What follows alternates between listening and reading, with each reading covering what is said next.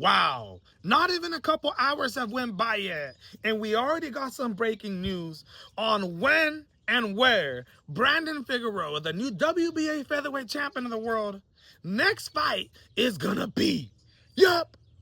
First off, if you didn't see the fight that just went down, Brandon Figueroa just knocked out Nick Ball in the 12th round with a beautiful left hook. Boom! Counter left hook, drops Nick Ball on the floor. Nick Ball, honestly, I thought they'd give him more than a 10-second count. It was like 11, 12, 13 seconds to me, but they get him up.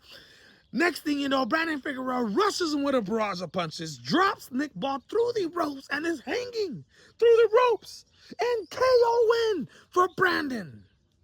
Not even a couple hours later, Turki Al-Sheikh has already, in my opinion, set up a date and on what card he's going to be on when it comes to Brandon's next fight.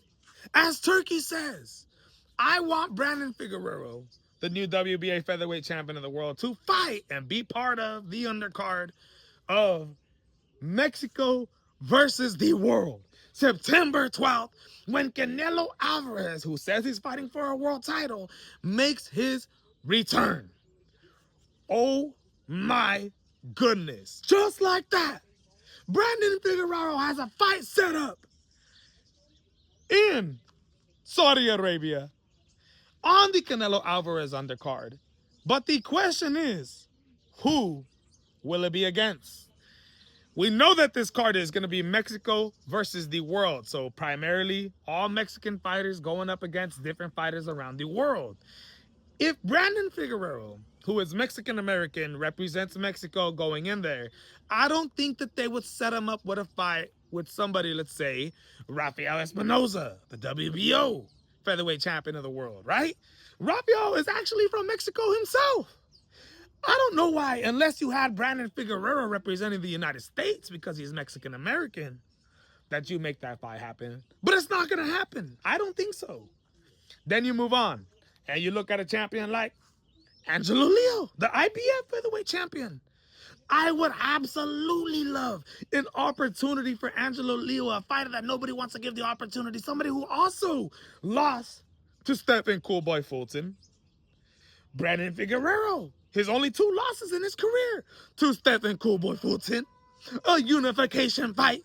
I would love it. But Angelo Leo is what? Mexican-American. You can't have a Mexican-American and Brandon Figueroa going up against another Mexican-American when it's Mexico versus the world. So you can mark those 2 fights out.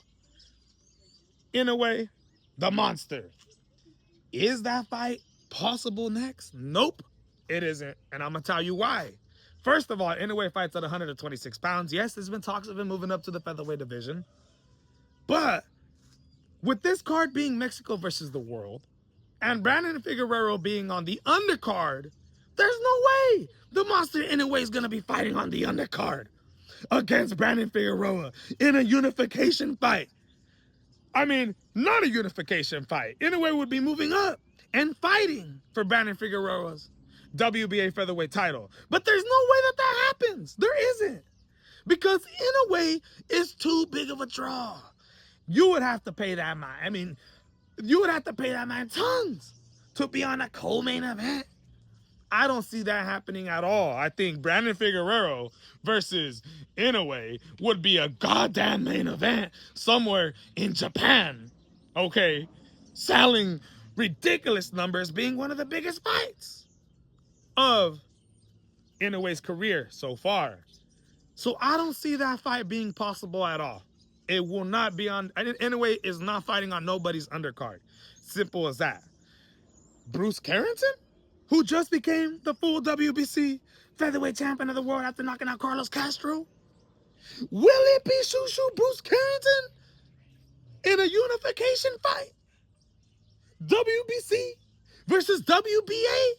My goodness, would I absolutely love that. I would absolutely love that. And I don't know if Bruce Carrington would want that fight. I think he does. The tenacity that Bruce Carrington shows me, the braveness that he shows me, the hungriness that he shows me, I think he would want that fight, especially getting paid big money on the Canelo Alvarez undercard, which is going to be viewed by millions and millions of people, right? To be on this card is already a big deal. To be the co-main event, possibly, or the third fight before that, if it's a unification fight. That is Mexico versus the United States. It all adds up. But I don't know if that's what we're going to end up seeing. It is breaking news for a fact. This is my opinion because the type of money that Turkey pays, Brandon Figueroa ain't going to turn this down. He is going to be fighting on September 12th. Part of the Mexico team, I believe, going up against, we don't know yet.